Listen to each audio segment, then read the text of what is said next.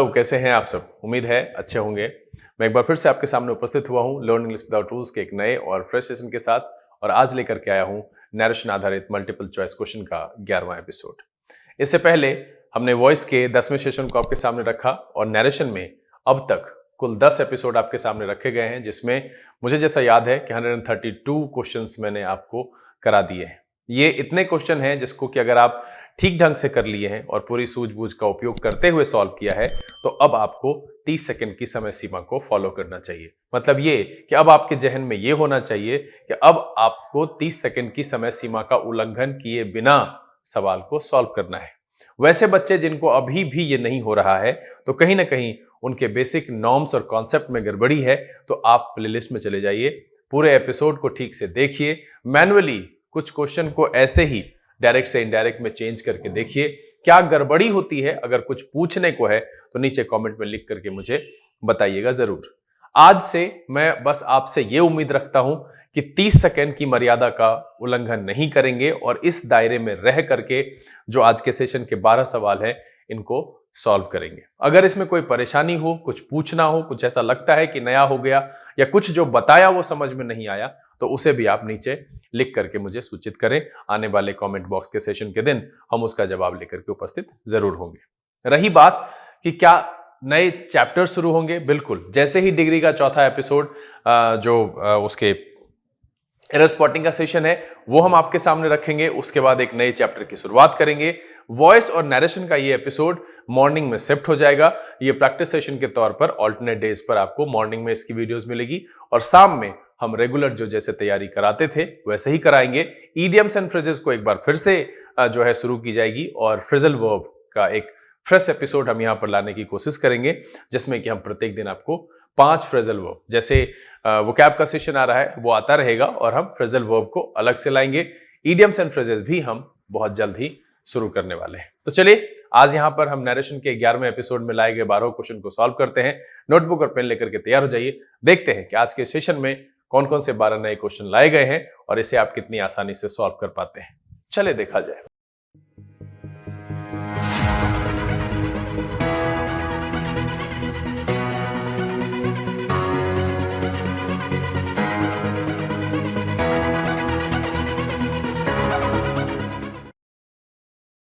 आइए हम आज के सेशन की शुरुआत करते हैं और इस 11वें एपिसोड में लाए गए 12 क्वेश्चन को एक एक करके आपके सामने रखते हैं। जैसा कि मैंने सेशन की शुरुआत में ही कहा है कि अब आप समय सीमा का उल्लंघन नहीं करेंगे। कोशिश ये करेंगे कि 30 सेकंड की समय सीमा के अंदर बनाएं, क्योंकि आपने लगभग 130 प्लस क्वेश्चंस सॉल्व कर लिए हैं। तो अब इतने के बाद तो ये बनता है कि अब आप आसानी से सॉल्व कर पाएं। हो सकता है कि इसमें एक दो गलत हो जाए, तो वो हड़बड़ाहट की वजह से होगा या समय का दायरा मानने की वजह से होगा। तो खैर ये भी एक अच्छी आदत होगी कि आप धीरे धीरे धीरे धीरे उस समय के प्रेशर के साथ एडजस्ट कर लेंगे और सही सही बना पाएंगे। सेशन की शुरुआत करेंगे, लेकिन उससे पहले जो लोग इस चैनल पर नए हैं, चैनल को सब्सक्राइब कर लीजिए, बेल आइकन जरूर प्रेस कीजिएगा ताकि यहाँ से अपलोड की गई वीडियोस की नोटिफिकेशन आपको मिले और आपका कोई भी सेशन मिस ना हो। लाइक और शेयर करने में कंजूसी नहीं कीजिएगा। चलिए सेशन की शुरुआत करें। उससे पहले समय सीमा, इस दायरा को आपको आज फॉलो करना है। सबसे पहले पिछले दिन का एक एपिसोड है और इसमें 126वां सवाल था जो कि रह गया था। मैं इसके लिए अब आपको समय सीमा यहां उपलब्ध नहीं करा रहा हूं, मैं सिर्फ इसका आंसर आपको बता देता हूं। उस दिन छूट गया था, तो देखिए एडिटिंग की जगह गड़बड़ी हुई थी। कह रहा है कि मोहन विल से, तो देखिए मेरा रिपोर्टिंग वर्ब क्या है, फ्यूचर में यहां पर है। तो जैसे ही इसमें चेंज करेगा कि I want 2 persons to assist me, ठीक है, तो यहां पर वॉन्ट है, यहां विल होने का सवाल ही नहीं उठता है। ठीक है, 2 persons want to assist him, यहां पर भी ये नहीं होगा। अब आई जो है वो मोहन के हिसाब से चेंज हो जाएगा, तो क्या जाएगा ही के बाद आएगा wants 2 persons to assist him, और ये जो है हिम, ये यहां पर मी, ये फर्स्ट पर्सन हिम के हिसाब से होगा। तो ये मेरा सही लग रहा है। और इसमें देखिए क्या किया, यहां पर फिर से विल लगाया है, तो ये भी मेरा आंसर नहीं होगा। इसीलिए इस सवाल का जो जवाब है वो है आपका सी। और ये सवाल पिछले दिन के एपिसोड का है। नरेशन का जो 10वां एपिसोड था वहां एडिटिंग के दौरान गड़बड़ी हुई थी, जिसमें कि 126वां सवाल के लिए कुछ सेकंड का समय चला और 127वें नंबर क्वेश्चन पर वो जंप कर गया। तो इसीलिए इसको देख लीजिएगा, अगर आप नहीं बनाए हैं तो इसका आंसर जो है वो सी है। चलिए हम अपने सेशन की शुरुआत करते हैं। इसको यहाँ से हटा देते हैं और मेरा जो आज का सेशन है वो आपके सामने है और लिया जाए पहला सेशन, पहला सवाल, और आपका समय शुरू होता है अब।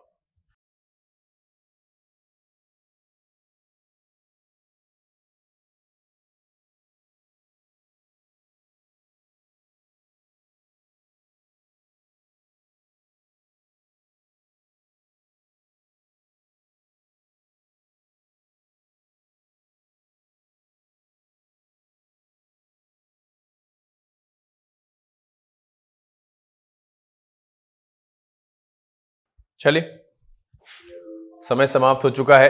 क्या कह रहा है कि John's father reminded him to take his umbrella, है ना। John's father reminded him to take his umbrella.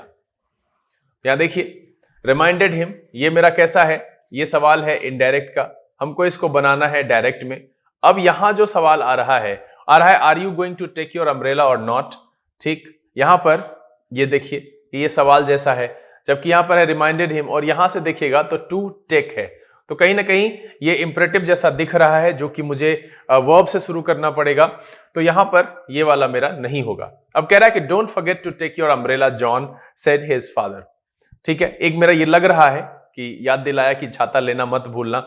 Here is your umbrella John said, यहां पर ये सेंस नहीं देगा। अब देखिए कह रहा John's father said remember your umbrella John. अब है कि किसी छाते को याद करने के लिए, ये वो सेंस नहीं दे रहा है जो यहां पर सवाल में है। एक तथ्य तक, एक समय तक आपको लग सकता है कि इसका आंसर डी होगा, लेकिन ये इसका आंसर नहीं है। ये जो ऊपर बी है कि don't forget to take your umbrella John said his father, तो ये उनको रिमाइंड करा रहे हैं, John's father reminded him to take his umbrella, और ये सही सही जो है कन्वर्जन है इसका।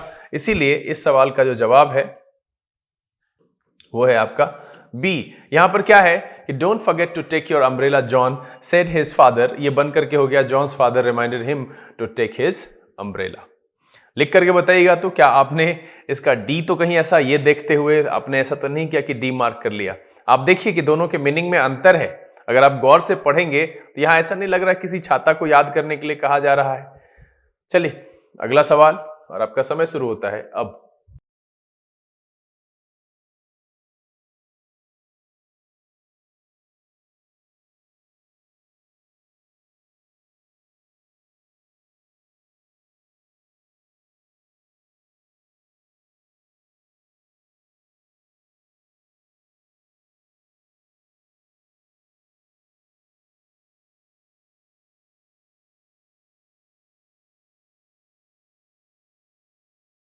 चलिए, समय समाप्त हो चुका है। बहुत ही आसान सवाल है।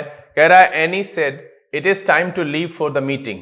सबसे पहले इट इज है, यहां पर ये रिपोर्टिंग वो मेरा पास्ट में है तो वॉज होना चाहिए। इट इज है ना, ये भी इट्स टाइम, तो उसको इज ही कहते हैं। ठीक है, अब यहां पर कह रहा है कि इज, ये भी मेरा यहां से खत्म हो गया। अब दो बचा, any said that it was time for meeting. अब यहां पर ये जो टू लीव है इसको छोड़ दिया है और इसमें देखिए लिखा हुआ है कि it was time to leave for the meeting, तो ये मेरा नहीं है, ये बेहतर एक्सप्रेशन दे रहा है, सटीक और सही सही, इसलिए इसका जो है आंसर वो है डी। देखिए मुझे नहीं लगता है कि अब वॉइस और नरेशन में कुछ ऐसा बचा है जहां पर कि अब आप क्वेश्चन में अटकते हैं। अभी भी बहुत सारे ऐसे बच्चे हैं जिनके आंसर जो कि वो लिखते हैं अंक, तो वहां पर 12 आउट ऑफ 12 नहीं दिखता है। मुझे पता नहीं, अफसोस होता है कि क्यों हो रहा है, क्या गड़बड़ी हो रही है। अगर ऐसा कुछ लग रहा है कि कहीं पर कंसेप्चुअल नॉर्म्स में गड़बड़ी हो रही है जिस वजह से, या फिर आपकी हड़बड़ाहट है, ये मुझे लिख करके क्लियर कीजिए कि क्यों ऐसा हो रहा है कि 10 रह जा रहा है, 11 रह जा रहा है, 12 आउट ऑफ 12 क्यों नहीं हो रहा है। क्वेश्चन कुछ ऐसा टफ तो नहीं है कि आप इसमें अटक जाते हो, बस गौर से बनाने की है। हाँ, अगर समय सीमा मेंटेन करने की वजह से गड़बड़ हो रहा है तो उसके साथ एडजस्ट करना सीखिए, थोड़ा क्विक हो जाइए, रिवीजन कर लीजिएगा। चलिए अगला सवाल लेते हैं और आपका समय शुरू होता है अब।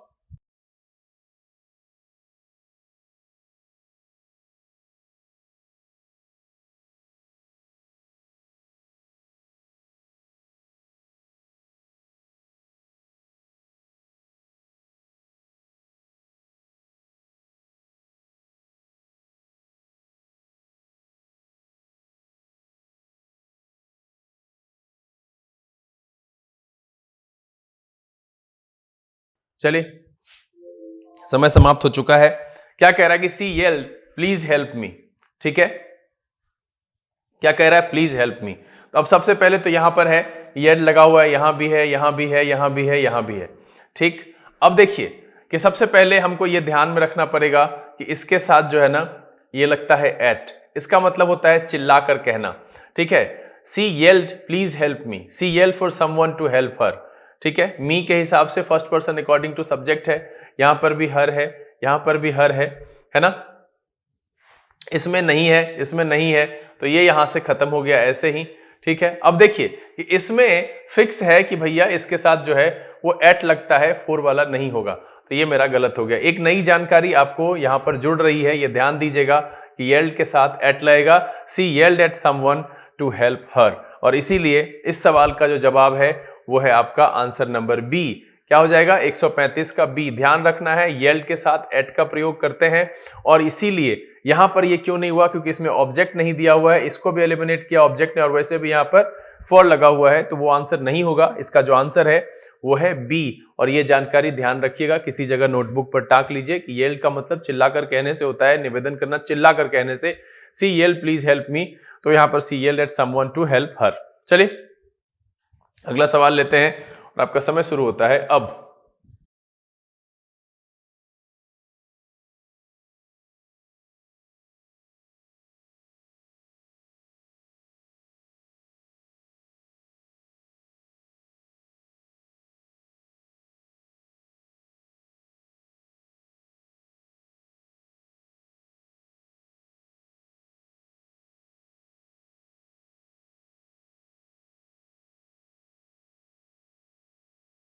चलिए समय समाप्त हो चुका है, और ये सवाल थोड़ा सा अजीब है, एक थोड़ा सा सुधार करेंगे कि यहां पर होना चाहिए हर, ये प्रिंटिंग मिस्टेक है, यहां पर हर देखिए कि Moti asked Gangu whether the latter was in her senses. अब देखिए ये बाद वाला कौन है, गंगू है, तो इसके लिए कहा जा रहा है।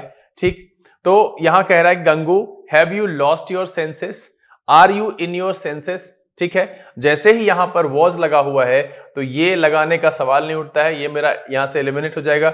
हे Gangu are you in your senses now, यहां पर ये जो है क्योंकि इसमें देन कहीं पर नहीं है तो ये वाला यहां पर आ गया, तो ये मेरा यहां से खत्म हो जाएगा। आर यू सेंसलेस गंगू, अब यहां पर इससे बेहतर सेंस ये दे रहा है कि यू इन योर सेंसेस, तो ये भी यहां से एलिमिनेट हो जाएगा। मेरा जो सही आंसर है वो है आपका बी। क्या है आंसर इसका, बी। देखिए Gangu are you in your senses, तो यहां पर मोती आस्ट हो जाएगा गंगू वेदर, और उसके बाद यू के हिसाब से ये जो किया है ना, ये थोड़ा सा आपको ट्विस्ट करने के लिए किया है कि बाद वाले से पूछा है मोती आस्ट गंगू।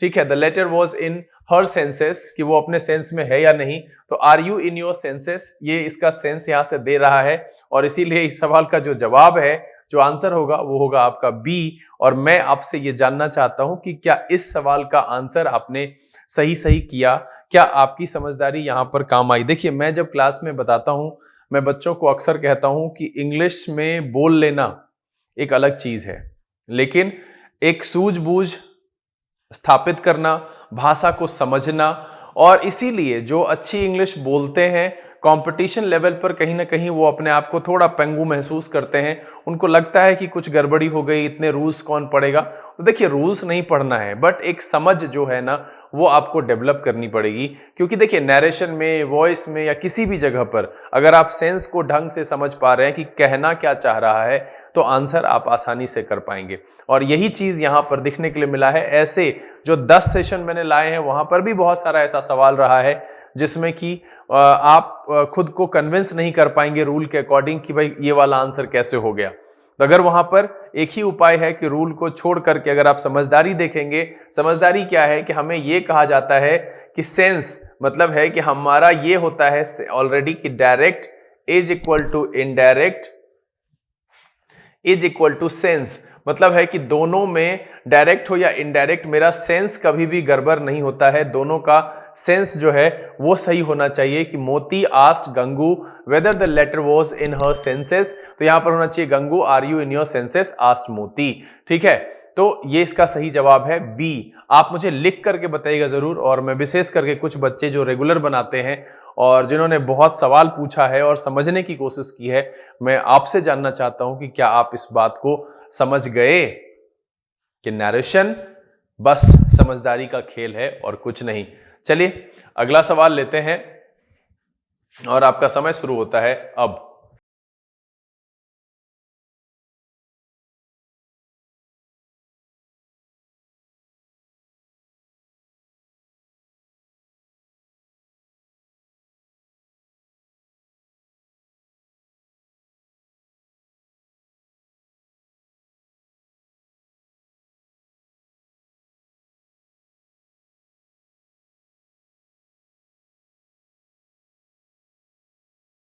चलिए टाइम्स अप। इस सवाल का भी समय समाप्त हो गया। क्या कह रहा है? He said to me where is the post office. और ये क्या है? एक तो सबसे पहले डायरेक्ट है और डब्ल्यू एच क्वेश्चन है ना, यस नो नहीं है, डब्ल्यू एच क्वेश्चन है। तो डब्ल्यू एच क्वेश्चन में हम इफ वेदर वगैरह नहीं लगाते हैं। कह रहा है he wanted to know whether the post office was. और आपको पता है कि ये इधर आ जाता है तो इसका वाज यहां पर लगाया है, यहां पर भी लगा हुआ है कि he asked me where the post office was. और कह रहा है he asked me where was the post office, यहां पर और यहां फुल स्टॉप दिया हुआ है। तो ये मेरा आंसर नहीं होगा। आपको पता है कि नरेशन में जब हम डायरेक्ट को इनडायरेक्ट में चेंज करते हैं तो कोई भी स्पेशल सेंटेंस असर्टिव में बदल जाता है। चाहे वो एक्सक्लेमेटरी हो उसको असर्टिव में बदलना है, चाहे वो ऑप्टेटिव हो उसको असर्टिव में बदलना है, चाहे आपका यस नो क्वेश्चन हो या डब्ल्यू एच क्वेश्चन हो, किसी भी प्रकार का स्पेशल सेंटेंस वो असर्टिव में चेंज हो जाता है और उसका जो भाव होता है वो रिपोर्टिंग वर्ब में इस्तेमाल होता है। अब यहां पर कह रहा है ही आस्क्ड मी दैट, ये तो जघन्य अपराध है, ये नहीं करना चाहिए। अब मुझे एक बात समझ में आनी पड़ेगी, लानी पड़ेगी कि आखिरकार इसका चुनाव और इसका चुनाव, इस दोनों में से किसका चुनाव करें। तो यहां पर जो है ऑब्जेक्ट मेंशन किया है, यहां पर ऑब्जेक्ट नहीं किया है और हमारे सवाल में ऑब्जेक्ट दिया हुआ है, उस लिहाजन ये मेरा आंसर नहीं होगा। सटीक जो आंसर है वो है मेरा बी। देखिए यही एक समझदारी है जो आपको देखना पड़ेगा कि कुछ भी ऐसा जो सबसे बेहतर एक्सप्रेशन होगा, he wanted to know whether post office was, यहां पर मी नहीं लिखा हुआ है, जबकि ऊपर वाले क्वेश्चन में यहां जो सवाल दिया हुआ है ही सेड टू मी, उसने मुझसे कहा where is the post office, तो मुझे ये लिखना पड़ेगा। और चूंकि ऑप्शन में ये दिया हुआ है इसीलिए ये मेरा आंसर नहीं है, और अगर ये नहीं होता तब वो मेरा आंसर होता। इसीलिए इसका जो आंसर है वो है बी। और मैं जानना चाहता हूं कि क्या आप समय सीमा मेंटेन करने के चक्कर में ऐसा तो नहीं हुआ कि आपने ए मार्क कर दिया है? मुझे बताइएगा जरूर। चलिए अगला सवाल और आपका समय शुरू होता है अब।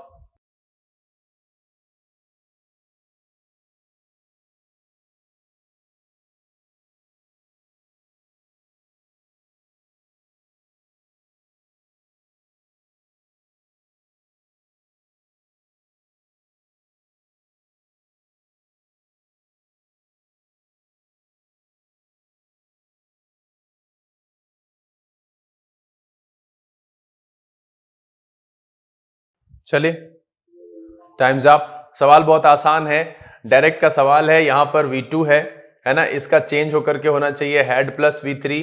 चूंकि रिपोर्टिंग वो मेरा पास्ट में है तो यहां पर देखिए डिड लगाया हुआ है, ये मेरा आंसर नहीं होगा। यहां पर भी V1 लगा दिया, यहां पर आंसर होगा नहीं। ठीक है, यहां पर देखिए हैड गॉट लगाया हुआ है, यहां पर फिर से डिड लगाया हुआ है, ये भी मेरा नहीं होगा। और इसीलिए जो सीधा सीधा आंसर आ गया मेरे सामने वो है आंसर नंबर सी। बिल्कुल आसानी से इस क्वेश्चन को हम समझ गए, कुछ भी नहीं था इसमें, सीधा सीधा वर्ब का ही एक फॉर्मेट देख लिया कि भैया हमको क्या करना होता है। मैंने आपको कहा है कि टाइम एंड टेंस को सोचने की जरूरत नहीं है, आपको बस ये ध्यान रखना है कि V1 V5 को V2 में चेंज करना है और V2 को किस में चेंज करना है, हैड प्लस V3 में चेंज करना है। बाकी जितने बच गए सबको कॉपी कर लेना है, कैन को उसके पास्ट के साथ लिखना है यानी कुड लिखना है, मे को माइट लिखना है। ठीक है, तो ये मैं बता चुका हूं। साथ में मैंने बताया कि इज आर एम को हम वॉजवर क्यों लिखते हैं, क्योंकि उसको हम V1 V5 की कैटेगरी में रख रहे हैं, V2 जो है वॉजवर है। फिर हम वॉजवर को हेडबिन क्यों लिखते हैं, क्योंकि वॉजवर जो है वो बी का दूसरा फॉर्म है, हेड प्लस V3 होता है, उसका तीसरा फॉर्म बिन होता है। तो याद करने की जरूरत नहीं है। पुराने जमाने में क्या होता था ना, टेंस को हम क्या करते थे कि प्रेजेंट इंडेफिनिट को पास्ट इंडेफिनिट बदलते हैं, इस तरीके से हम ये याद करते थे। और टेंस समझ में नहीं आ रहा है तो सवाल भी नहीं। यहाँ पर कुछ भी नहीं है, मुझे बस ये ध्यान में रखना है, मैंने वही देखा कि V2 है, उसके हिसाब से मुझे आराम से मेरा ऑप्शन मिल गया, आंसर सी। चलिए अगले सवाल की तरफ बढ़ते हैं और आपका समय शुरू होता है अब।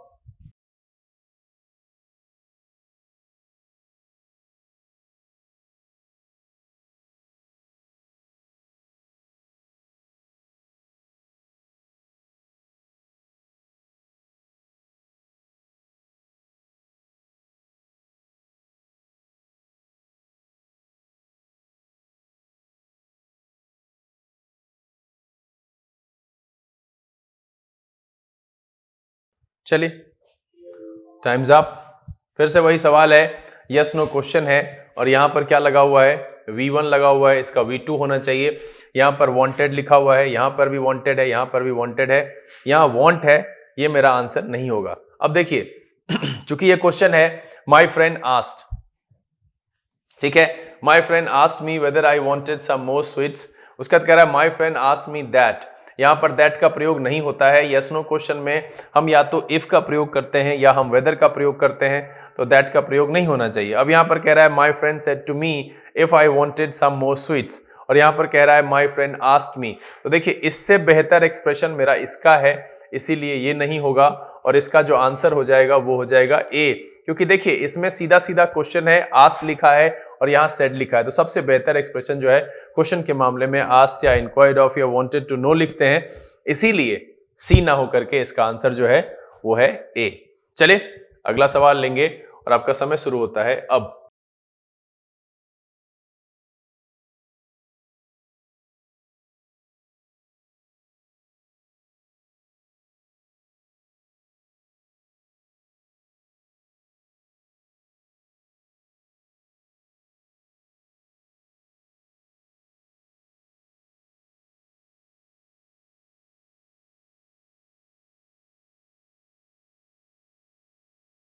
चलिए टाइम्स अप, समय समाप्त हो चुका है। सवाल थोड़ा लंबा है और लेट वाला है, हो सकता है कि आप समय सीमा में ना बना पाए हों। आप मुझे लिख करके बताइएगा ये सवाल आपका समय सीमा में रहा या नहीं रहा। देखिए सबसे पहले क्या कह रहा है कि I said to my brother let us go to some hill station for a change. ये दिख रहा है मुझे सजेशन, है ना, क्या दिख रहा है, सजेशन। और जैसा कि देखिए कन्वर्जन में जो ऑप्शन दिया हुआ है, यहां पर भी सजेस्टेड है, यहां पर भी सजेस्टेड है, यहां पर भी सजेस्टेड है और यहां पर भी सजेस्टेड है। मैंने ये समझाया था आपको कि सजेशन वाले को हमको शुड से बनाना चाहिए और लेट को हटा देना चाहिए। तो यहां पर लेट लगाया है, यहां पर भी लेट लगाया है, तो ये मेरा यहां से एलिमिनेट हो जा रहा है ये दोनों।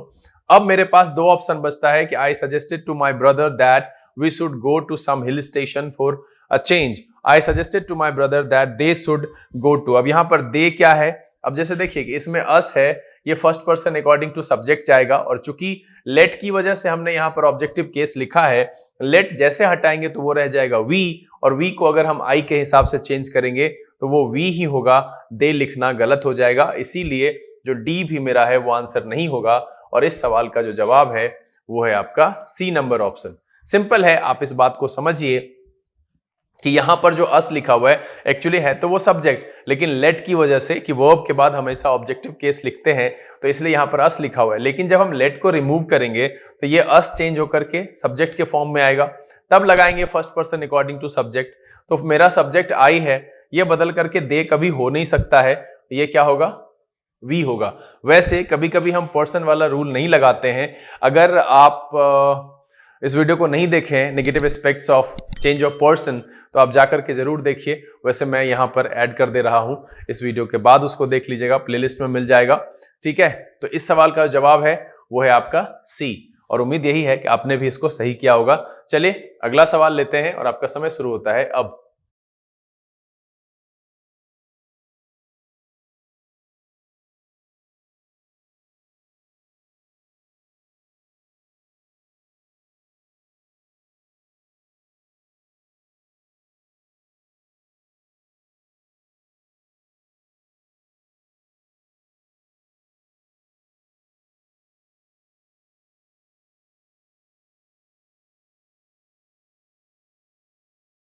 चलिए टाइम्स अप।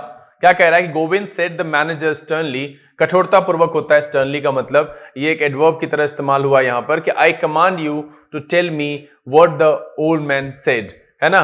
तो यहां पर देखिए कि जैसे ही ओल्ड मैन सेड है तो ये होना चाहिए हैड सेड, ये चेंज होगा, रिपोर्टिंग वो मेरा पास्ट में है। तो यहां पर देखिए ओल्ड मैन सेड लिखा हुआ है तो ये मेरा आंसर नहीं होगा, ये पहले से एलिमिनेट हो गया। अब यहां पर भी हैड सेड है, यहां पर भी हैड सेड है और यहां पर भी हैड सेड है। ठीक है, अब यहां पर क्या कह रहा है कि the manager sternly commanded Govind to tell him what the old man had said. ये लग रहा है कि ठीक है। सी नंबर देखिए, the manager commanded sternly to Govind to tell, यहां पर जो है यहां गड़बड़ हुआ है इस पैटर्न में, तो ये यहां से गड़बड़ हो जाएगा, हट जाएगा, ये मेरा आंसर नहीं है। The manager sternly commanded Govind, ये इससे बेहतर एक्सप्रेशन ये लग रहा है, तो ये मेरा यहां से एलिमिनेट हो गया। तीसरा कह रहा है कि the manager sternly told Govind that he commanded him to tell him ना, इससे बेहतर एक्सप्रेशन जो है सबसे वो बी वाला है, और इसीलिए इस सवाल का जो जवाब है वो है आपका B. The manager sternly commanded Govind to tell him what the old man had said, है ना, क्योंकि देखिए I command you to tell me, तो यहां से इसको इधर लेकर के कमांडेड को रिपोर्टिंग वो बनाया है, तो बेहतर एक्सप्रेशन आ रहा है यहां पर, तो हम कमांडेड रख करके ही बनाए तो बेहतर है, और इसीलिए जो ये बी है ये सबसे सटीक कन्वर्जन है डायरेक्ट टू इनडायरेक्ट का, और इसलिए जो मेरा आंसर है वो है बी। चलिए अगला सवाल लेते हैं, और आपका समय शुरू होता है अब।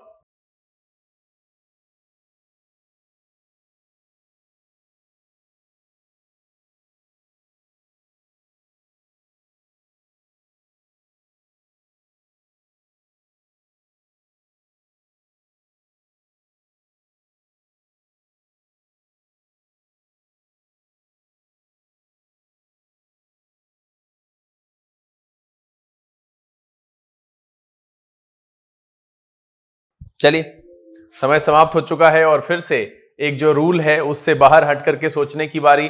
The father want his son that he should be beware of him. Beware का मतलब होता है सावधान होने से। The father want his son be careful about him, यहां पर ये नई सेंस दे रहा है, ठीक है। The father want his son don't fall into the trap, कोई मतलब नहीं है, ठीक है। एक तरह से मतलब है भी, तो हम नीचे जब देख रहे हैं कि the father want his son beware of him, ये ज्यादा सटीक मीनिंग दे रहा है कि the father want his son beware of him, मतलब है कि the father want his son that he should be beware of him, तो ये मेरा सबसे सटीक दिख रहा है। बाकी सब मिला जुला के इन द सेंस आ रहा है। अप्रोप्रिएट की बात अगर हम करें तो सबसे सटीक कन्वर्जन डी का है, और इसीलिए जो आंसर है वो है डी। देखिए मैंने पहले ही कहा है कि नरेशन में हर बारी मैं कहता हूं, वॉइस में हर बारी कहता हूं कि ये ट्रांसफॉर्मेशन चैप्टर का हिस्सा है, और इसमें आपको कभी कभी अगर रूल के कुछ नॉर्म्स को छोड़ना पड़े मीनिंग के लिए तो छोड़ देते हैं। सही सही मीनिंग आना चाहिए सेंटेंस का, जो डायरेक्ट में है वही इनडायरेक्ट में होना चाहिए, और अगर मेरा डायरेक्ट है तो उसी के अनुरूप जो है, अगर इनडायरेक्ट दिया हुआ है तो उसी के अनुरूप मेरा डायरेक्ट होना चाहिए ऑप्शन में, और यहां सबसे बेहतर जो है वो डी है। चलिए उम्मीद है सेकेंड लास्ट सवाल होना चाहिए। आपका समय शुरू होता है अब।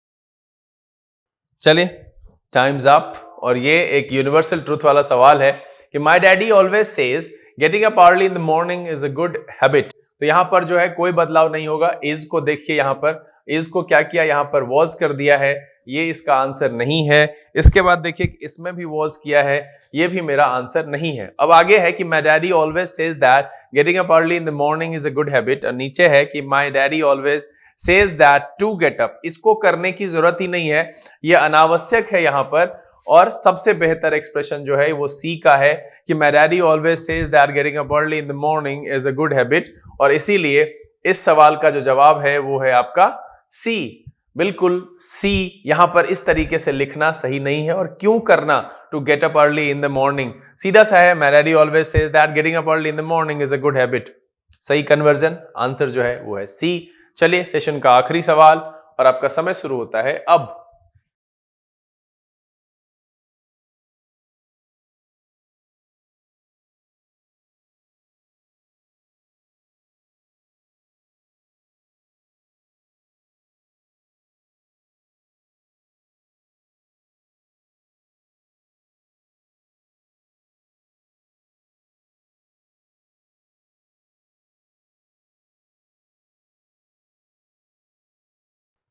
चलिए टाइम्स अप। यहां पर बहुत ही आसान सवाल है, यस नो क्वेश्चन है कि ही सेड रिपोर्टिंग वर्ब है ना, यहां पर वांट है, होना चाहिए वांटेड, और ये जहां जहां है वो मेरा सवाल का जवाब हो सकता है। वांट्स मेरे सवाल का जवाब नहीं है, ये तो भैया डिड लगाया इधर, ऐसे कैसे लगाएंगे, ठीक है। Ask that did C question नहीं होना चाहिए, ये खत्म। अब कह रहा है कि टोल्ड रीना और आस्क्ड रीना, आपको पता ही है कि क्वेश्चन वाले में टोल्ड रीना बेहतर एक्सप्रेशन नहीं है, तो ये मेरा तीनों यहां से कट गया।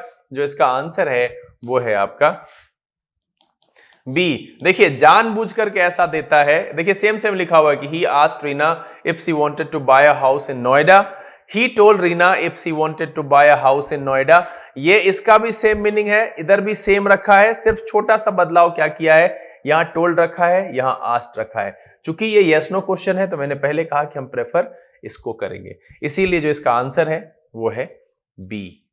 उम्मीद ये करते हैं कि आप सब ने इस 12 सवाल को समय सीमा के अंदर बनाया होगा और सारे के सारे सही हुए होंगे।